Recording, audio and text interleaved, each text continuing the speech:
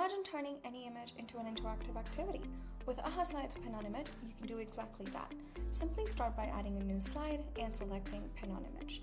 Now on the right-hand side of your screen, click on Add Image and upload any image you like. It could be a map, a process, or even a fun visual. Next, add the number of pins each participant can draw. Next, add your question. For example, where are you writing from? All the other options below work similar to other slide types. Now when you present and your audience join, they will be able to tap anywhere on the screen to share their response. And as a presenter, you will be able to see these responses appear live on the image, making your presentation instantly interactive. This type of slide also works well in training. For example, you could show a diagram of the process and ask participants to draw pins where the process seems confusing. And based on their responses, you'll immediately know what to focus on next. Go ahead and give it a try and turn every image into an interactive experience.